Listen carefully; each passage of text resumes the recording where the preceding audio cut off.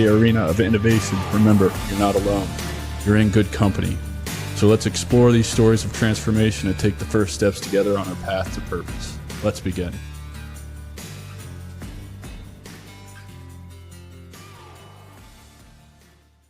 What's up, everybody, and welcome back to The Strategic Veteran. I'm your host, Adam Peters, and today's guest is someone with an incredible journey of service and resilience. Joining us is Jack Daly, a retired U.S. Navy officer who served for over 20 years in various assignments, including aviation, surface and amphibious warfare, communications, and intelligence. Jack's journey began as a young man representing the United States in the Junior World Rowing Championships, and it led him to a distinguished military career where he rose from the ranks of E3 to 04. But Jack's service didn't come without challenges. One of the most pivotal moments in his military career was in 1997 when he was targeted by a Russian laser attack off the coast of Seattle. This traumatic experience was compounded by the Navy's initial denial of the incident, making his journey even more remarkable. Yet Jack has continually transformed adversity into purpose. After retiring, he became an emergency management specialist within the Department of Defense and authored the best-selling book, Laugh Out Loud, a guide grounded in the therapeutic power of laughter, inspired by his personal experiences and the ongoing crisis of veteran suicides. Today, Jack is here to share his journey from military service to becoming a beacon of hope for others through his advocacy and writing. So let's dive in and warmly welcome his story and explore how laughter and resilience have shaped his life. Welcome, Jack Daly, a true embodiment of what it means to be a strategic veteran. Well, thank you, Adam. I'm happy to be here. Yeah, man. It's great to have such a pardon the pun, but a jack of all trades here. I guess that best describes it, that's for sure. It was coming, man. Let's just jump right in, man, and let's talk about where you grew up and what inspired you to join the Navy. Well, I grew up in Philadelphia, Pennsylvania, not far from the University of Pennsylvania itself. And my inspiration, believe it or not, I went to a Catholic elementary school right across the street from my home. So I could literally get up 5 minutes before the bell and still make it to class on time, just dash across the street. When I was in third grade, that was when the students were allowed to go to the school library. It was a one-room library, not very big, not thousands of books. Probably if it had 500 books, that was a lot. And there was a pictorial book about the United States Naval Academy. And I would say between myself and one of my friends, we had that book out every day for the next 5 years. I think I had the majority of the time. And it was that book that intrigued me. Plus, watching naval movies with my father and growing up, that I said, well, that's for me. I want to go to the Naval Academy and become a naval officer. Not really having any one particular path in mind. As a kid, I didn't know a whole heck of a lot about the Navy, just from what I was looking at that book. And then in my senior year in high school, I was on the high school rowing team or crew team. And every year, the seniors on the team went down to the Naval Academy to race against the plebes or freshmen at the Naval Academy. So I hit senior year. We headed down to Annapolis. We raced against the plebes, beat the pants off of them. I'm pretty proud of that fact. And then they took us into the dining hall and fed us breakfast. Well, man, I'll tell you what. I've never seen so much food come so fast. Every time you emptied something on your plate, let's say it was scrambled eggs, there was some little Filipino, waitress or whatever slapping more eggs on your plate or bacon or whatever it was. I mean, it was nonstop. It was really pretty comical. And you had to literally either turn your plate over or put your hands over your plate so you didn't get any more scrambled eggs. After they fed us and we were fat, dumb, and happy, they took us into what mimicked a ready room for an air squadron on a carrier, and there were these big, luxurious leather chairs, and you just kind of melted into them. And with all that food in your belly, you can barely keep your eyes open. And they showed us a movie, and it was a day in the life of a midshipman, and I saw a dinner scene where this plebe was sitting at the end of the table, and he was trying to eat his dinner, and you had to eat a square meal. You literally had to make a square with your fork. And he was just getting peppered with questions. They were just drilling him like crazy. And I said, "Oh, no, I don't want that BS in my life. I deal with that with my old man every night at the dinner table. I don't need some schmuck from Podunk uh, drilling me while I'm trying to eat my dinner." So I said, that's it. Forget the Naval Academy. Uh, so, long story short, went to college for several years on a rowing scholarship. Wasn't a student by any means. I had my eyes set on making the Pan Am team and making the 80 Olympic team. So my mindset was not on school. My mindset was on rowing. Big mistake, as it turned out in later years, but well worth the effort. And one day I found myself married with a child, newly born, out of a job, my wife out of work. The economy stunk back in the early 80s, just like it does today, if not more so back then. And I said, well, I've always wanted to do this Navy thing. It's a guaranteed paycheck. Time to bite the bullet. So in November of 1982, I signed on the dotted line, and in April of '83, reported to boot camp in San Diego. Nice, man. And what did you know what you wanted to do as a job, or did you were just, I'm going to the Navy because everything sucks right now and I need money? Yeah. I knew what I wanted to do. I wanted to get into intelligence. Not that that's a mental attribute on my behalf. It was just a job title. So I went about it in a rather circuitous manner. When I enlisted as a radioman or a communications technician. Um, and that gave me exposure to a lot of intelligence products that we would see on a daily basis, being in the radio room. And the more I read, the more I wanted to do that. So my goal was to somehow get my commission by whatever means possible, and then eventually end up in the intelligence field. So when I got my commission, I got it as a surface warfare officer or a ship driver.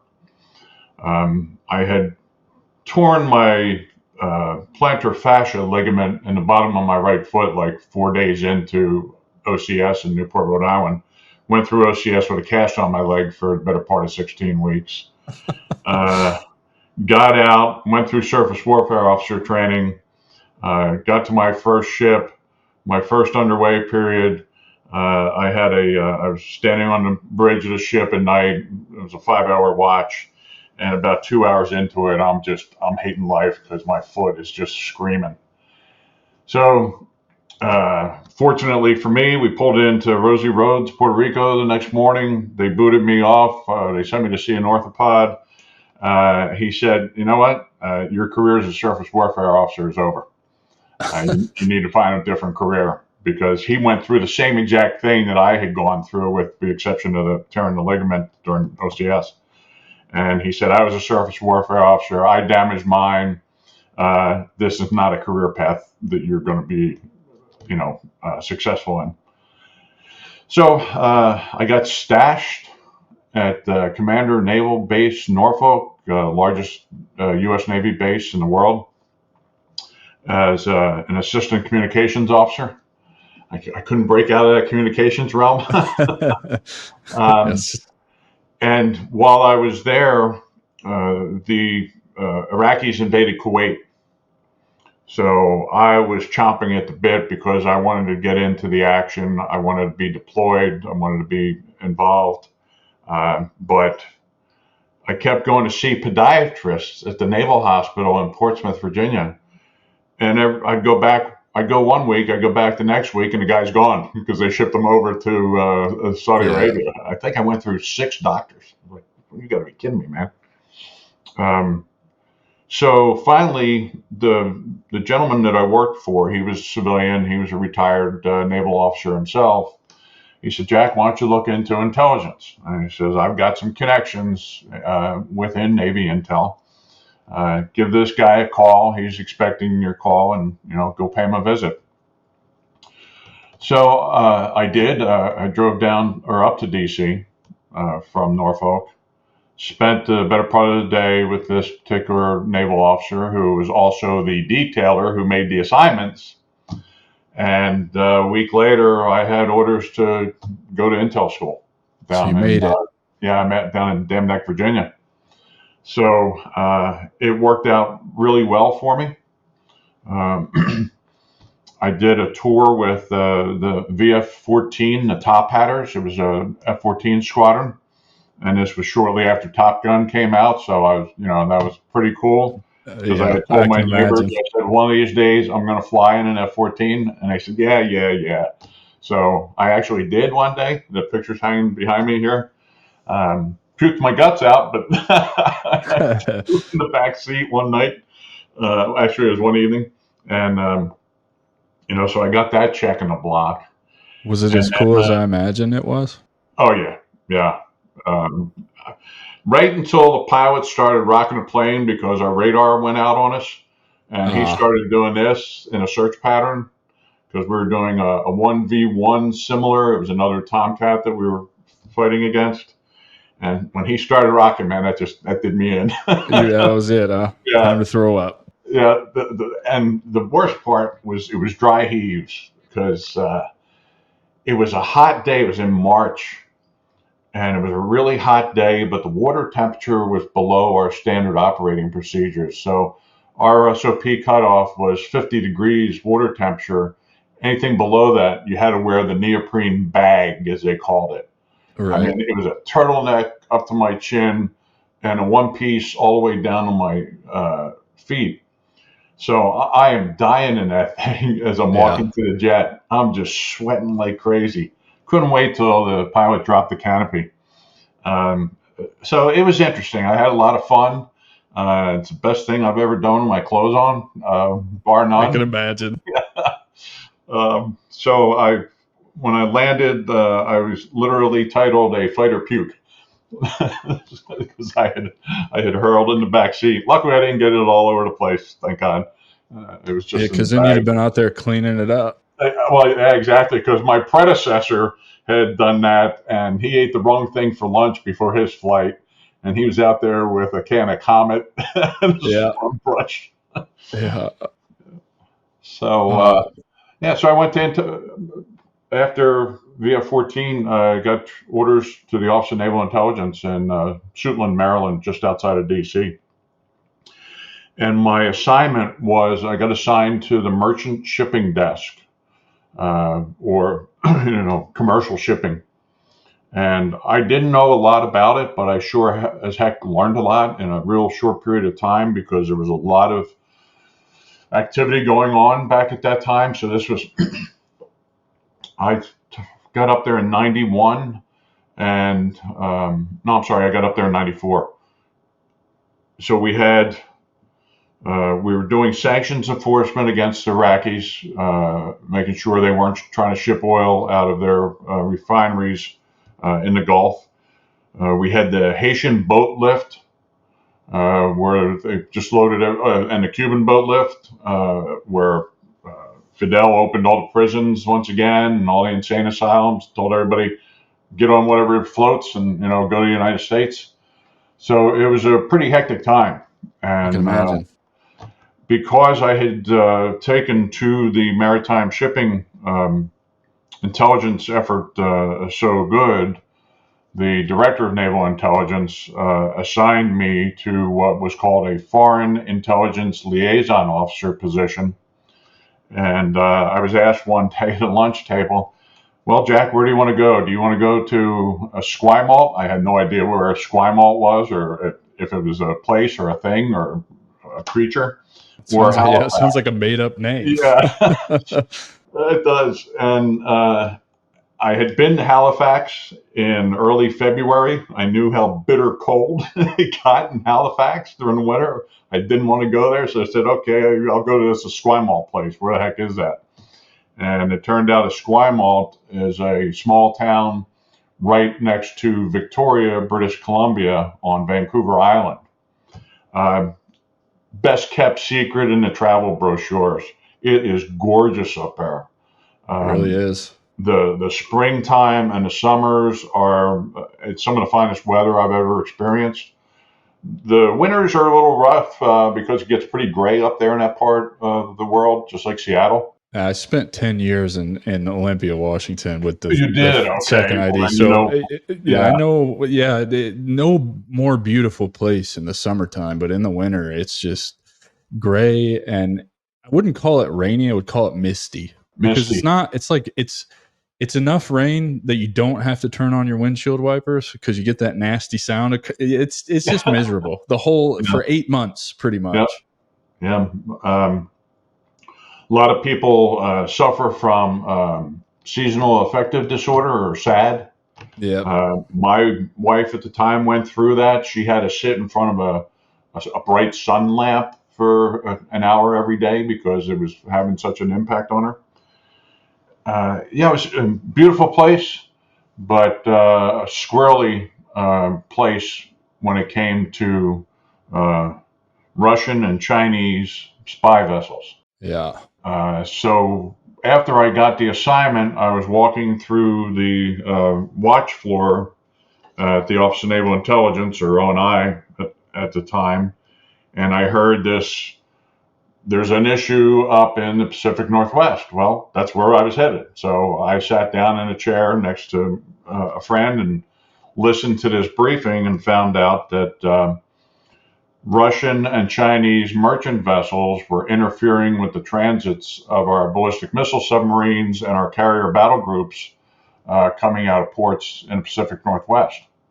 So I said, well, there seems to be a problem up there. I'm going up there. I wonder if this is why I'm being sent up there. And after the briefing was over, I walked out with Dan and I said, "Hey, Dan, what's the 411 on what's going on up there?" He said, "Well, uh, people here screwed up.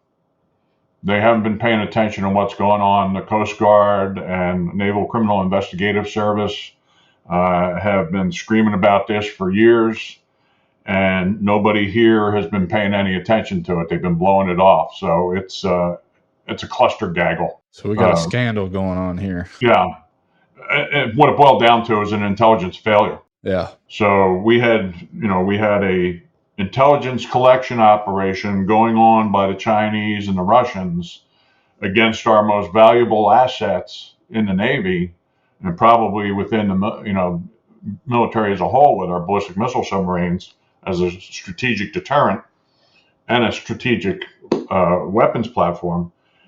And this one knucklehead at the Office of Naval Intelligence was like, nah, that's a bunch of bull. They're not doing that. Well, yeah, they were. They were. And my Canadian counterpart had been, sounding the alarm about it. The Naval Criminal Investigative Service up there out of Seattle was sounding the alarm about it. Coast Guard District 13 had been sounding the alarm. And this guy and his team back at ONI were just deaf to the cries.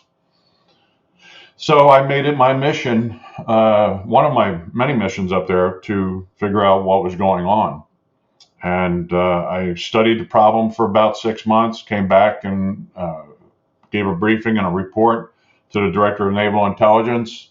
And I got my assignment right then and there, that I needed to get it up and take pictures of one of these Russian ships, get some high resolution digital imagery. So they gave me a $30,000 digital Kodak camera to take up with me to test. I had never used one before. And on April 4th of 1997, I climbed aboard a Canadian helicopter. First time anybody had done that from the U.S. Navy intel community.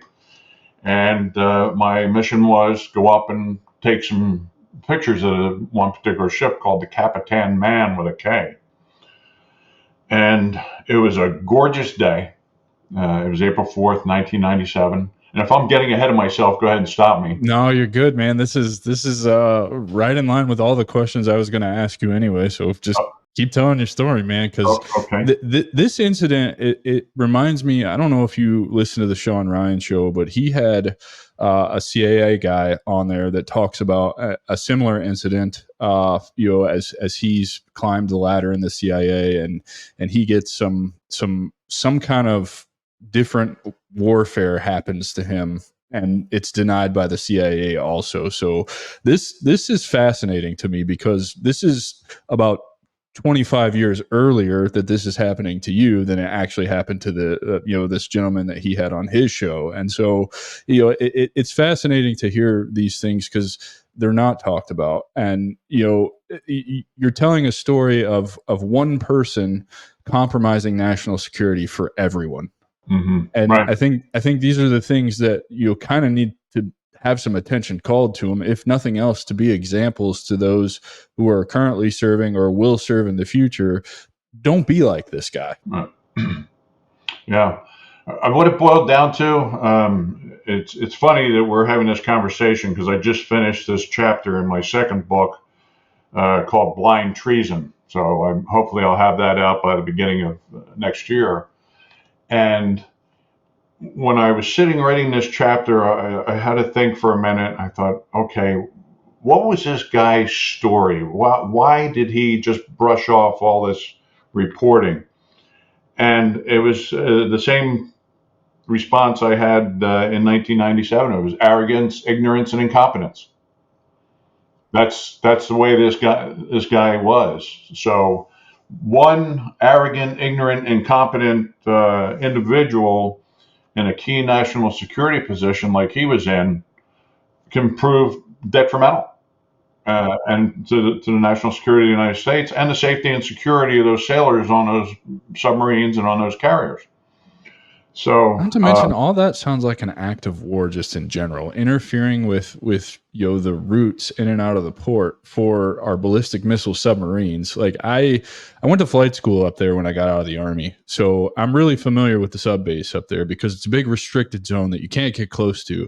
right. And if you fly over it at over the suggested altitude, or whatever, you can see the guns down there that will train themselves on your little tiny airplane, as if you're a threat. But it's real. Like, it's Right. a real thing, and you can see it with your own eyes. So to me, hearing you tell stories about these ships are interfering with these routes, it's like, I, as a pilot in 2019, 2018, couldn't even get close to it. How are we allowing this, in 1997?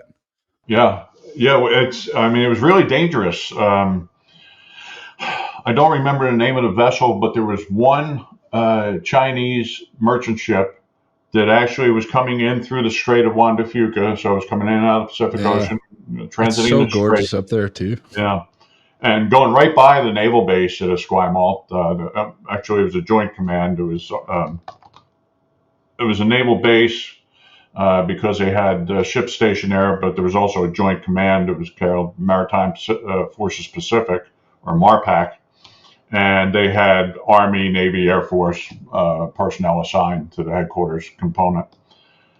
But this one Chinese ship got in front of one of our ballistic missile subs in the strait, went to an emergency stop, and the sub had to go to emergency back. It had to throw it into reverse on a moment's notice, or it was going to run up right through the stern of this Chinese merchant vessel.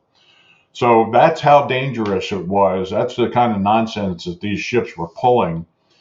The Russian ships, every time there was a sub in the area, they automatically have a engineering casualty where they had to stop, and whatever they were doing about the sub or towards the sub, we never really knew. We knew for a fact that they had capabilities for measuring water temperatures, because one of the things you'll read in all the Clancy books or any submarine warfare book is submarines can hide in thermal layers where sonar propagation does not work as well as in some of the warmer water areas. So that kind of stuff was going on. We knew that. People had reported things. Coast Guard District 13 personnel had reported stuff. because they ran the vessel traffic management system, or VTS, up there. So they could see these ships coming in, and they could see the annex that they were pulling. Right. They literally had it on tape. So after I got my assignment on taking these pictures, went up on the Canadian helicopter. Gorgeous day. It was around noon. Unlimited visibility. And we get out over the water, and the first thing I hear is, we got a boomer on the surface, meaning a ballistic missile sub. I'm like, holy smokes, they've been told not to surface, not to transit on the surface out of the straits anymore because of this threat. What the heck is a boomer doing on the surface? So I said, well, head that direction, and told the pilot. So we made a turn, headed out toward the strait, essentially headed towards the Pacific Ocean. And there is the USS Ohio, the first boat of the Ohio class, on the surface, heading out of the Strait of Juan de Fuca. And I'm like, holy moly, what's he doing on the surface? And then as we flew past the sub, the pilot radioed, okay, contact inbound. And our contact, the Capitan Man, was inbound coming the opposite direction. So we had just missed it by a couple of minutes. I would have been able to get the sub and the Russian ship in the same frame, but the timing was just a little off.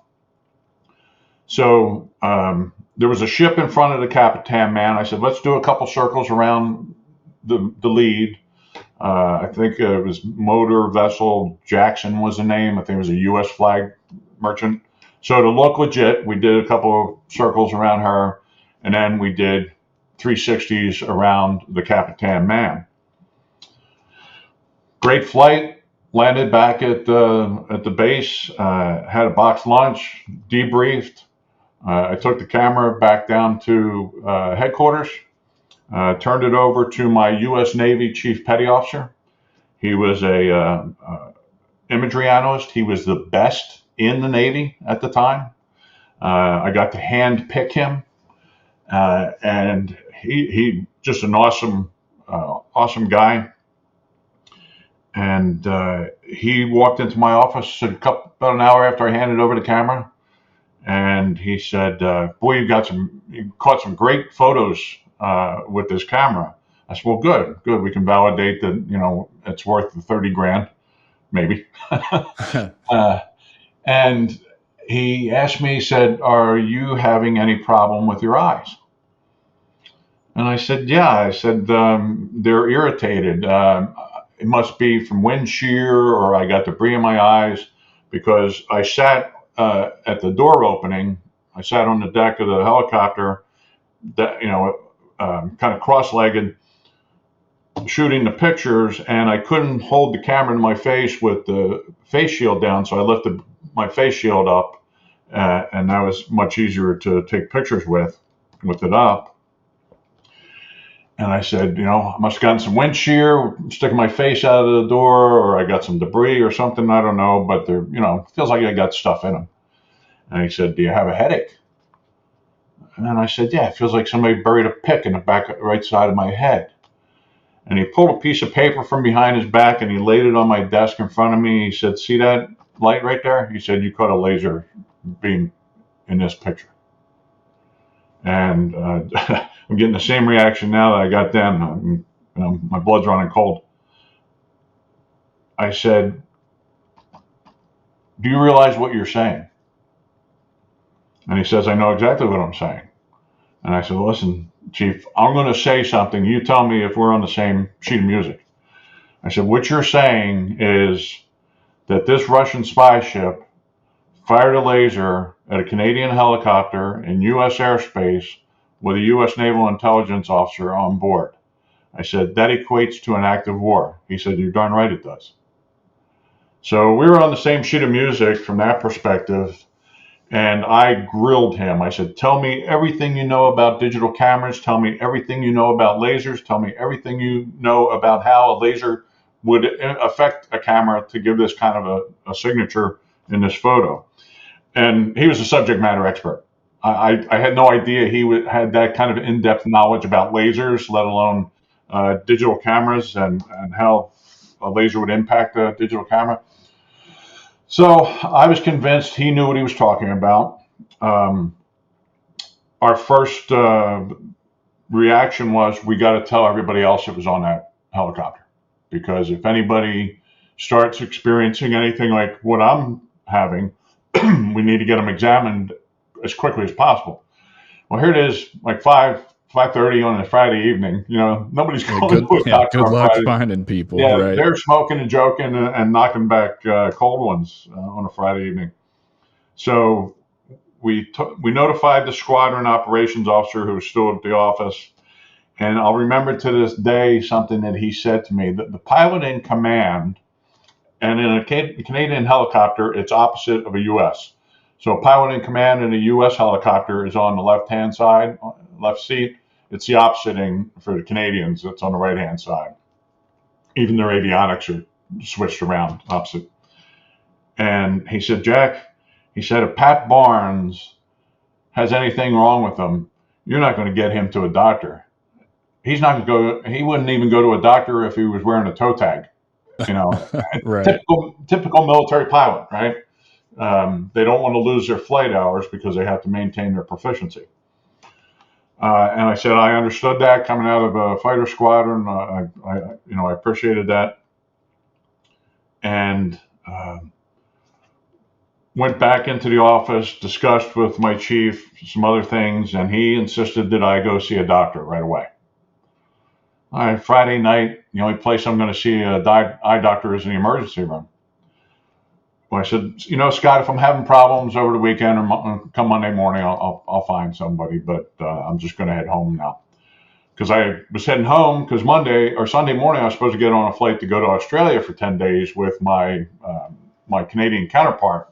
We were going to go down there and give a briefing on this activity that was going on up in the Pacific Northwest.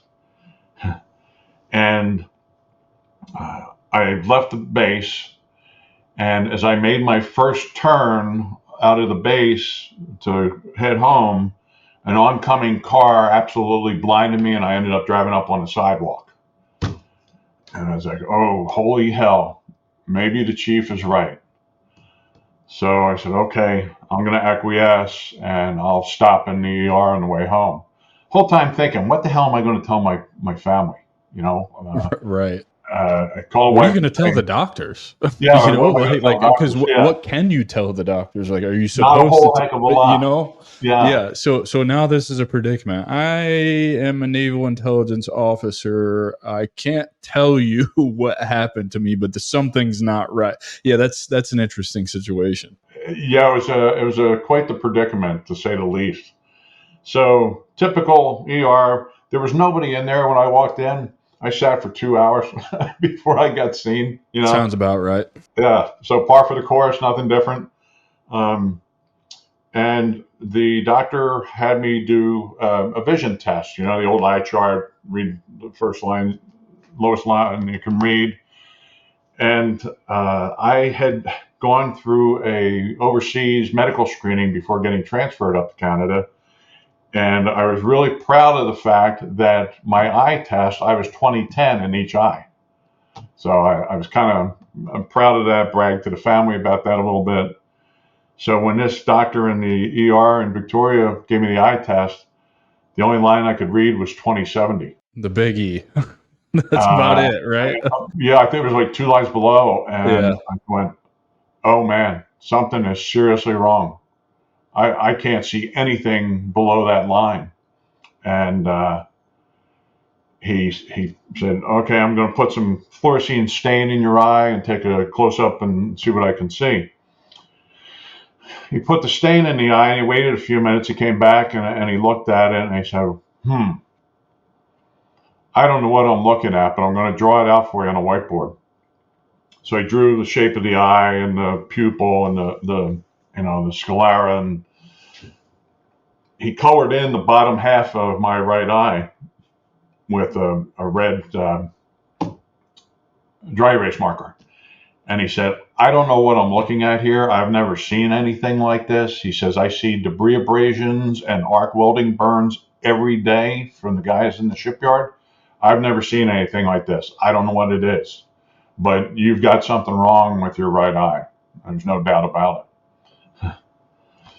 Okay. Well, that's great news, right? Yeah. So I reconvene, call my chief in. I go back to the office, or actually went to his house and called my counterpart, my Canadian counterpart, and had him meet us there. And we went over, what we thought was going on. And we all decided, let's give it 24 hours, see what's what. The next morning, on Saturday morning, I woke up and I went into the bathroom and I looked in the mirror, and I had bled out during the night, that I had a big blob of blood in that exact same area that the doctor pointed out. And it felt like somebody had dumped a bucket of sand in my eyes, and somebody had taken and jabbed me in each eye, but I had this big blob of blood. So that really spooked the heck out of me. I tried to get medevaced back to the Naval Hospital in Whidbey Island to see if I could get examined, and that wasn't a possibility. So I found a doctor outside of Victoria who examined me Saturday morning. She said, your right eye's swollen, and I can't tell why. I don't know why it's swollen. Okay, another checking block for evidence point. And then Saturday night, I got a call from the pilot, Pat Barnes. And he said, hey, Jack, he said, I hear you had some difficulty with the flight. I said, yeah, Pat. I said, I'm not sure what it is. And I didn't know Pat from Adam. Right. I'd never met the guy before. It was the first time. And I knew that he was about to retire. He had lined up a very lucrative civilian flying position in the private sector.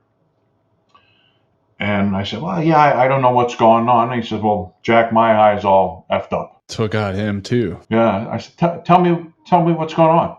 And he didn't know what symptoms I had. And he said, I woke up this morning, went in the bathroom, looked in the mirror, and I had this big blob of blood in the corner of my right eye. And he said, it felt like somebody dumped sand in my eyes. It felt like somebody jabbed me in the eye. I don't know what's going on. And I said, Pat, we got lit up. We got lit up with a laser. That was the bottom line for me, that there were two of us now with the exact same symptoms, having bled out during the night. No doubt what happened. My chief was spot on. So lo and behold,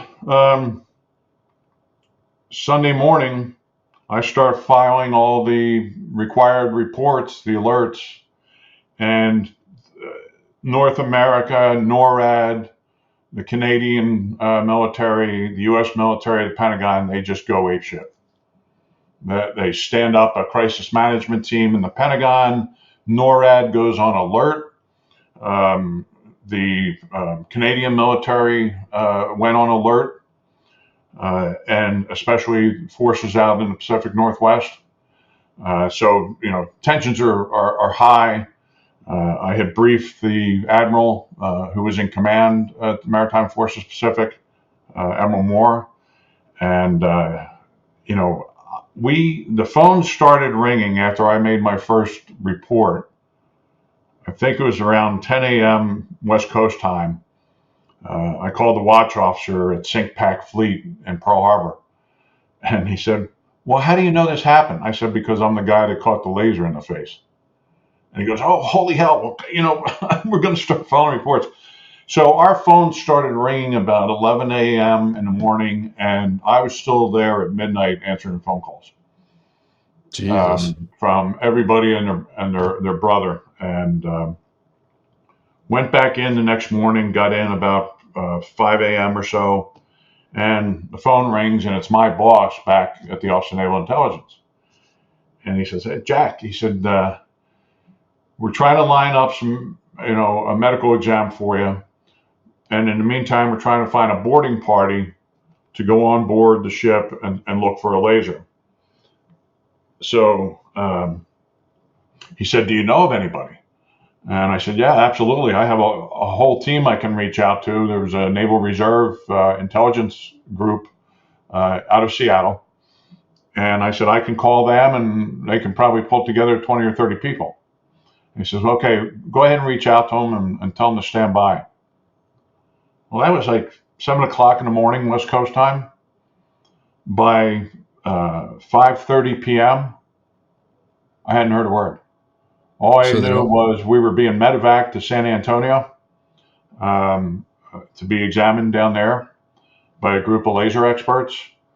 And on my way out, I asked the Canadian officer I worked for, I said, I've got to go. Have you heard anything about a boarding party? And he said, oh, yeah. He said, I just got a call from your boss back in D.C. The ship was searched, nothing was found.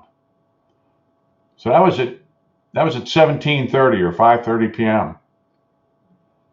So I thought, well, something's not right here, but I got to get going. I got to make this flight. We get examined.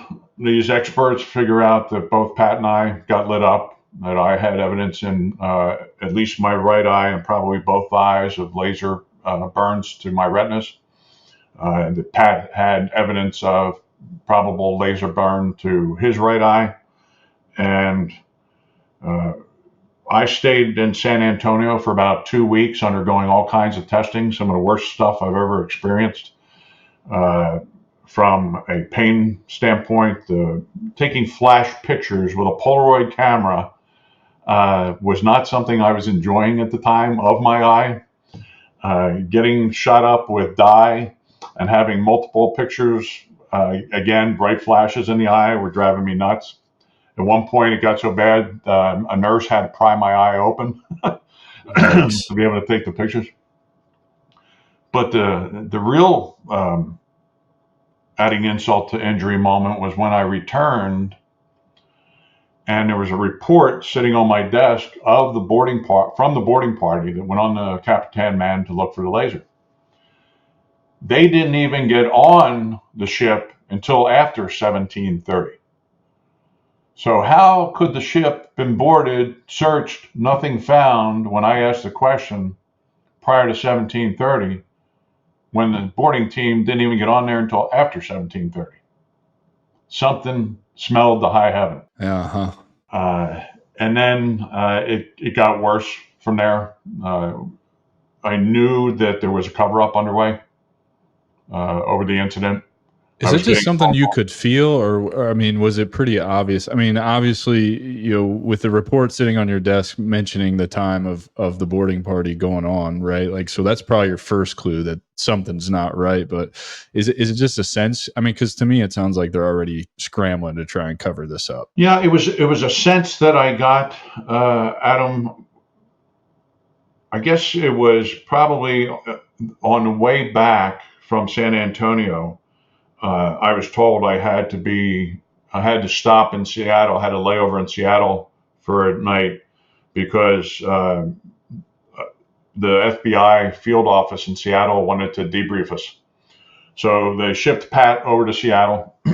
I landed in Seattle on my way back to Victoria, and we were sitting in the waiting room at the FBI field office, and an agent comes out and he takes me back by myself into a conference room, and he states the following. He said, Jack, he said, as far as the Bureau is concerned, this is an open and shut case, quote unquote, open and shut case, because we didn't find a weapon during the search. And all of a sudden, bells start going off in my head. I'm no criminal attorney or criminologist, but I knew enough about the law to know just because you don't find the weapon that was used in commission of the crime doesn't make it an open and shut case. Particularly because I'm sitting in front of you with the damage in my eye that can only be caused by a fucking laser. Right, exactly. And he walks me out and he calls Pat back separately. And Pat comes out with a shell-shocked look on his face. And he looks at me and says, I told you so, didn't I? And what he was referring to was as we were about to land in San Antonio, he came up and sat down next to me on the airplane, and he said, "Jack, you know that 10 years from now, everybody's going to deny this ever happened, and we're just going to be a couple of schmucks with sore eyes." And that's exactly the way it's played out. So we didn't talk. We waited till we got outside of the building because we didn't know who the hell was, standing next to us. And we talked about it, and we both realized, I said, this something's wrong here. Something's definitely wrong. So the very next morning, I walk into my office and I read that report. Well, there's clue number 2 confirmed. The boarding party was not even on the ship when I was told that it was over and done with. And then other things started to come to the surface. So did they ever admit any of this? No. Never. No. Which I assume is the motivation for the second book. Exactly. Yep. It was covered a lot in the press. So the incident happened on April 4th. On May 14th, it broke on the front page of the Washington Times. Their national security reporter, a guy by the name of Bill Gertz, broke the story. As it turned out, somebody leaked the story to him. And when it appeared on the front page, that was the same day that Bill Clinton had, I think it was Yeltsin, in the Rose Garden announcing this big deal between NATO and Russia that they had signed an agreement. Well, we see where that's ended up, right? Yep. And that I was not expecting. I got a heads up the day before that the press was sniffing around, and I got a call in the morning of the 14th saying, "Hey, it's all over the place. So keep your head low. Don't get in front of a camera. Don't get in front of a reporter with a notepad. Low visibility. If you go into work, go in civvies." So how did this affect the rest of your career? I tanked it. Because I wouldn't play the game, and because of all the press coverage, and then it was about a year after the story broke before I said boo to a reporter. I even called Bill Gertz at his office one day and said, "Thanks for tanking my career, pal. You just screwed me big time. You just ended my career with this story." I was livid. And it was all over the place, Adam. And one day I was on CNN International. A buddy called me from Bahrain saying, "Jack, what the hell are you doing up there? Your name's all over Middle East newspapers. Where you work, what you do." So it got coverage. It was beyond the pale, really. It wasn't just a local news story, for Pete's sake. Yikes. And what are the long-term physical effects that you've experienced? I assume your eyesight probably never recovered, right? Yeah, it's never been, never gotten back to 2010. That's for sure. The best I can do is 2040 corrected. I have not had a pain-free minute in over 27 years. I'm sorry, brother. Yeah, I know what that's like. Not from the eyes, but from just ignoring injuries, as the infantry likes to do. That's another story. But I understand what that's like to not live pain-free. I don't live pain-free. A lot of us don't, and nothing from this. No Purple Heart. No nothing. Right? No award. No even recognition. And I think that's fucking sad. It's absolutely sad. Yeah. So Purple Heart was actually denied by the Navy. The office, the Inspector General for DOD, recommended that I be awarded a Purple Heart because it met some kind of criteria that a lot of people didn't know about. I had never even heard of it before, dating back almost decades. And the Navy said no. Their reasoning was, if we give Jack Daly the Purple Heart, then that's us admitting that the attack took place. And man, that makes me sick at my stomach. What a fucking joke. That's ridiculous. So how long after this is it time to retire and get out of the Navy? Because you said your career has tanked. That reporter kind of fucked you over with all of that. Now all of your personal information is out there. They know who you are, where you work. And, oh, by the way, you're a naval intelligence officer, which means you have probably all of the clearances, which has kind of ruined everything for you. Yeah. Yeah. Long story short, though, Bill Gertz actually saved my career. Thank God. and a couple other people, a guy by the name of Jesse Helms and a guy by the name of Ross Perot, Ross got involved. Perot. Yeah. And so between the three of them, there actually was probably 4 or 5 people that came to became my support group, so to speak, and my army, and fought for me, so that after being passed over twice for promotion to 04, it was Jesse Helms sent a scathing letter to then Secretary of Defense William Cohen, and said, used a phrase called Occam's razor, meaning the obvious is the obvious and what has occurred. And I'm bastardizing it, sorry. But that letter from Jesse Helms, which Bill Gertz put on the front page of the paper that morning, turned out to be the catalyst, part of the catalyst, I should say, that got me a special look by a special promotion board was convened. And word got back to me through my command that you were head and shoulders above everybody that was already chosen for promotion. Because I had a stellar career going. Right. It looked like the sky was the limit for me until A laser beam in the shined blink in of your an eye eyes. on April 4th, 1997, everything changed. Yeah. I fought. I was not hesitant to talk to a reporter after about a year, because another incident happened involving an Army Black Hawk crew over Bosnia. Same type of incident. Same type of incident. They got lit up with a laser on a night flight. They were wearing NVGs. So the pilot took it in both eyes.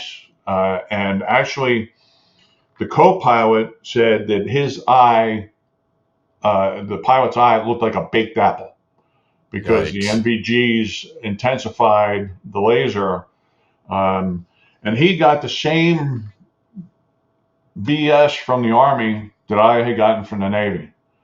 I mean, Adam, it got so bad, they sent me down to San Antonio to be examined by a doctor. And the guy actually he did an ultrasound of my eyes, but I had seen him in his office put a little floppy disk, a 3.5-inch floppy disk, in his jacket pocket.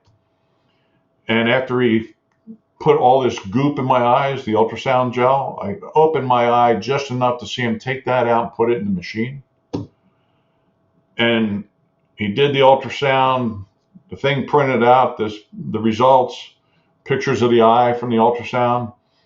And he goes, "Oh, you've got Graves' disease." Bulging eyes, or they also call it TED. And I took that picture that he had printed out. I took it back to San Antonio with me on a follow-up visit. The tech walks in and he goes, "Jack, these are not your eyes." Oh dear. That doctor gave me somebody else's eyes that had Graves' disease. And that's the kind of crap that went on with the cover-up. I mean, it was that man. bad. That's awful. So you when did you actually retire? I retired May 1st of 2003. Okay, so 6 years after this, it's basically just fighting to hold on to your career and your reputation. And so when you transition out, how was your transition? I mean, you've been through, fighting for yourself, going through a cover up for 6 years, right? Like, you're probably pretty jaded at the Navy at this point. So, now you're leaving what you've done for 20 years. The transition is already hard enough, under normal circumstances, and you've just fought your ass off for even just the slightest recognition of what has happened in April of 97. So is your transition pretty challenging at this point? Did you have a clue what you were going to do? Are you trying to rebuild your reputation? Because I know, particularly for officers, that's probably following you in what you're trying to do as far as applying for jobs or whatever. That people are going to be hesitant because all the stories that are out there, all the this, that, and the other, whatever. So what did your transition look like? It was difficult. Probably is the best way to describe it. my primary goal was two or threefold, actually. My first goal was to make sure that what happened to me with being exposed to this Russian laser didn't happen to anybody else in the Navy. I didn't want, I had a lot of friends who were fighter pilots as a result of my tour with them. I became friends with Pat Barnes and the other guys on the helo. I didn't want to see this happen to anybody else. Anybody else get injured or wounded like I had and Pat had. The second thing was I was fighting for my career, exactly as you mentioned, because as an intelligence officer, your credibility is everything. Right. If you have no credibility, you're sunk, literally sunk, because nobody is going to believe a word you say if your credibility comes into question.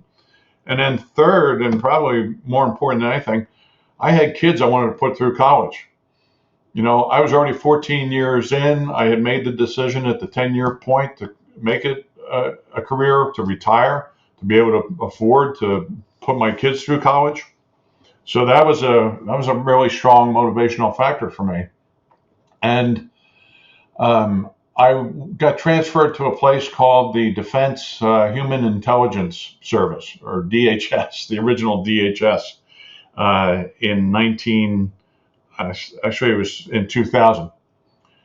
And I had a couple of different jobs there. I ended up in the policy planning and programming office.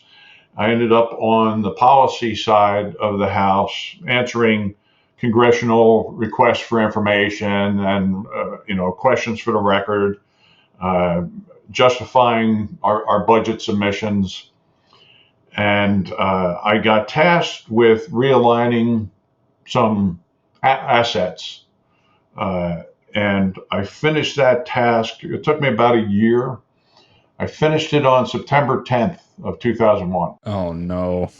I turned in my last signature to my boss on the last document the afternoon of September 10th.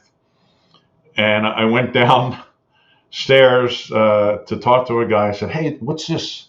I hear about this new capability. Are there any openings for O4s in here?" And he said, "Jack, we don't know what our manning's going to be just yet, but we'll definitely keep you in mind." Went back upstairs, and we all know what happened the next morning on September 11th. So on September the 12th, I got approached by my boss. He said, "Hey, we have this requirement to write a continuity of operations plan. We don't know anything about it. You did something similar with the asset realignments. Can you think you can tackle this?" I said, "Yeah, sure, I'll give it a try." I knew nothing about it. I didn't know anything about continuity of Typical operations. military response. I'll figure it out. Yeah. Yeah, or COOP, as it's called in the government sector. And I figured, okay, I think I can do this. And it took me about 6 months after 9/11, and I had the first draft completed. And it turned out it was the most executable plan in the entire agency, because we were under Defense Intelligence Agency. We were one of a subcomponent. And a guy I worked with, an Army captain, he goes, "Man, you can make a career out of this." And then I started getting phone calls and So getting the light recruited. bulb's kind of going off. This is what I'm going to do when I retire. I like that. Yeah, That's pretty cool. So that's how you ended up as an emergency management specialist. exactly. So It's funny how those things work out, huh? it is, isn't it? So in 2004, I got a phone call, and I had been out. I bounced around a little bit. I gotten really sick shortly after I got out. I had some blood clots in my lungs. It knocked me down for a while. I got a call to join this group called the Defense Continuity and Crisis Management Office within the Pentagon. And I was hired to rewrite how the Department of Defense would do crisis management post 9/11. So I took the job. I wrote the concept of operations. We were forced to test it in 2005 with the London bombings. And Okay. then with hurricanes The Katrina thing. Katrina and Yeah. Rita, so we did the proof of concept essentially by force, and then it was adopted. And I left in October of '07 because I had volunteered to go to Iraq as part of the Iraqi Joint Intelligence Task Force as a contractor. Never got there. Really? Yeah, about 6 weeks before I was going to deploy, I got escorted out of the Pentagon because my security clearance had been suspended. For Some what? some BS company that was the service company for my mortgage holder said that they had foreclosed on my farm in West Virginia and they were pulling my clearance as a result. And I said, no, they didn't foreclose. Here's my HUD-1 statement. I sold it 2 weeks ago. So I had to prove that this company lied. And I sat essentially in an office in McLean, Virginia for 9 months waiting to get my clearance back. And yeah, so It's ridiculous how long that takes. Like, there's no reason it should take that long. no, and it was one guy. He was, he had sour grapes over something that happened in his life, so he just put everybody on hold. It's always one guy, man. Yeah, It's it's always one always guy. one guy. Yeah. It's always one guy. So what inspired you to get into writing and writing Laugh Out Loud? Oh boy. It was I knew I wanted to write the story about what happened with the laser attack and cover up. I came up with the concept for blind treason. Geez, I guess before I even retired, I was writing notes down on index cards while I was on the subway back and forth to work while I was still in uniform. Um, but what prompted me to write Laugh Out Loud was I heard a news report listening to Fox News on the radio one morning, driving into work back in 2020, early 2020, before the pandemic hit, that really shocked me. And it was the fact that they reported statistics that in the year 2019, 498 service members, 198 family members, spouses, and dependents had committed suicide. But even more shocking was the number of veterans who had committed suicide. It was almost 6,500 in that previous year. That still blows my mind to this day to recall that number. What's even more mind-blowing is if you look at those numbers today, more veterans have killed themselves than were killed in the entire GWAT. Yeah, exactly. It's a sad, 30,000 sad plus story. active duty and veterans committed suicide in that 20-year period compared to the 7,000 that died in combat. That's insane. It's shocking. So, long story short, I talked to my wife about it because she heard the report that evening after dinner, and I thought, what could I do? And I thought, well, I was kind of stumped, and she looked at me and said, well, what did you do to get through all the BS when it came, hit you in the face? And I said, I had to laugh.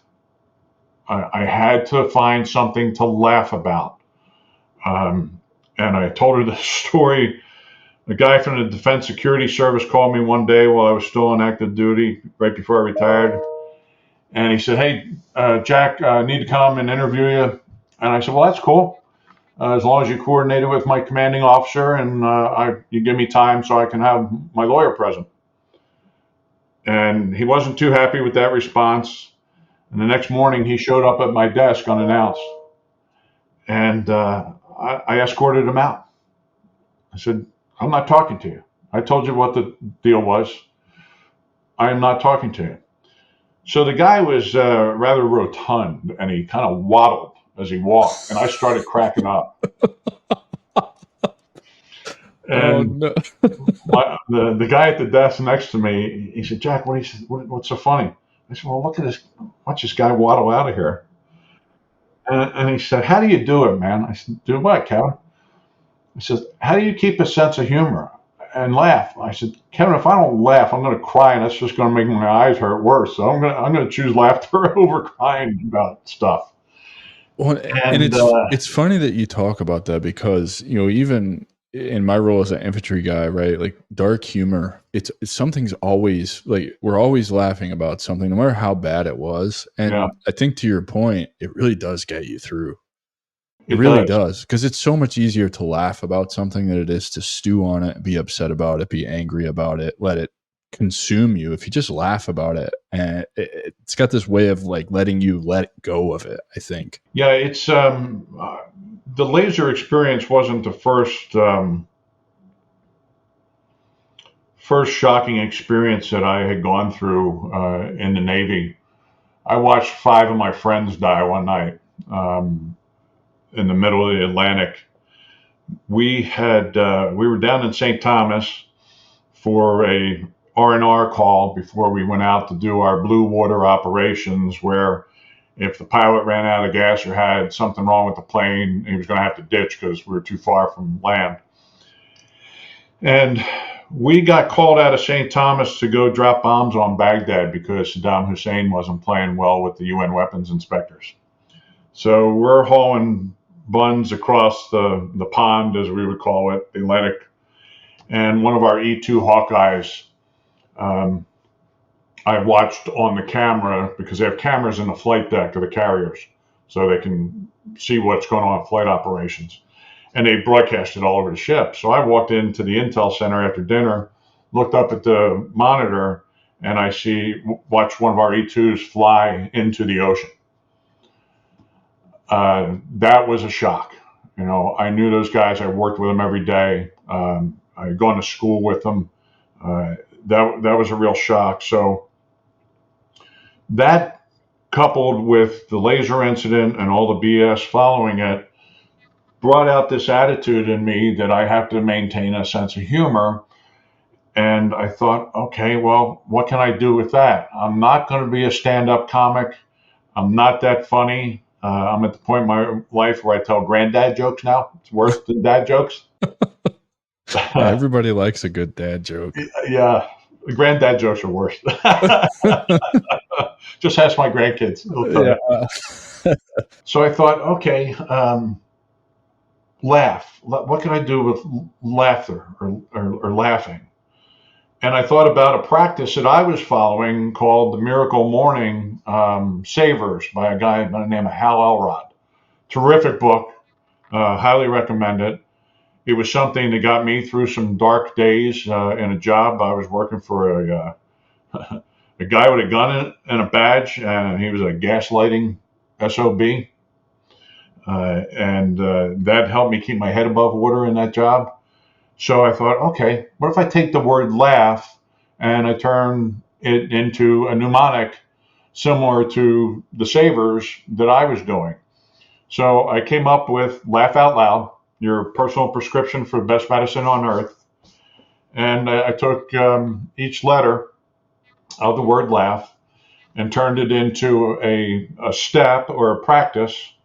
For instance, step 1 is laugh. Find something to laugh about. Find something humorous, no matter what it is. It can be something from your past, a picture, a movie. Watch a rerun of Abbott and Costello do, Who's on First. And then step 2, act. So the letter A. Get up off the sofa, out of the Barca lounger, go do something. Walk, run, exercise, get your blood flowing.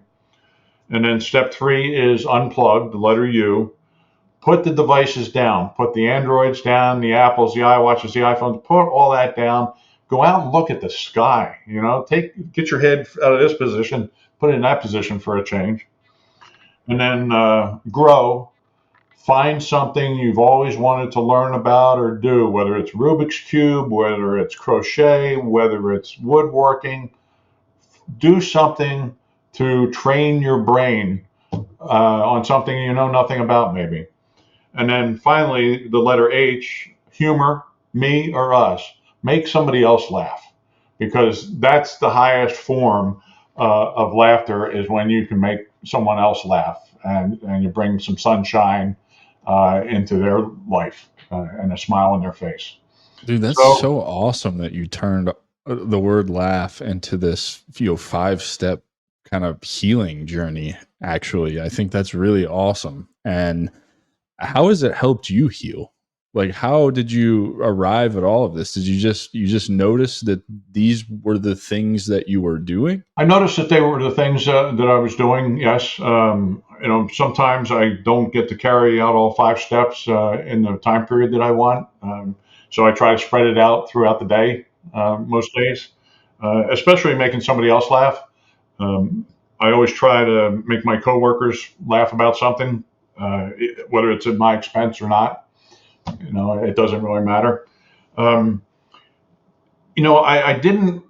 This isn't a cure or the final answer for somebody that's contemplating taking their life, but it might be a coping mechanism, It's a and that's, tool. It's a that's tool. yeah, Yeah, it's a and tool. and and it's a good tool to have access to because there's something about laughing, smiling, being, something, and it doesn't even have to be that deep belly laugh. Just a chuckle is enough for it to become infectious and just immediately change the way you're feeling about yourself. Yeah, and that's very true. And you used the perfect word, infectious. You can start laughing, and it can have an effect on people around you where they're hearing you laugh. They don't even know why, but they start cracking up, uncontrollably, Yeah, absolutely. That's just involuntarily. it. Like, one of my favorite things is when my wife finds something funny. I have no idea what it is she finds funny about that thing, but just hearing her laugh will make me laugh.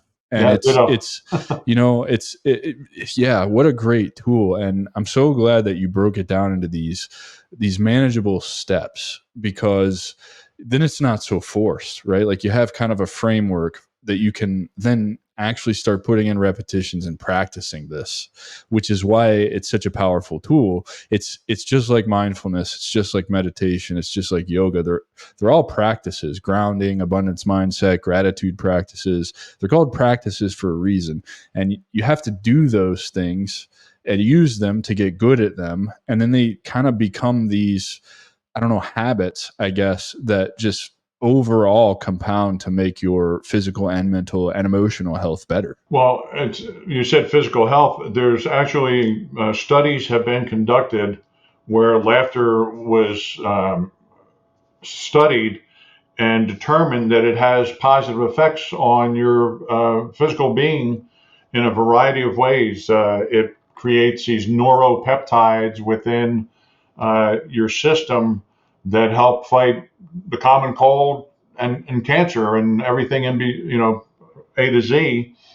And of the since I guess 2022 was the last report, as of 2022, there's some 85,000 self-help books out there, but only 15% of those have ever actually been tested, laughter being one of them.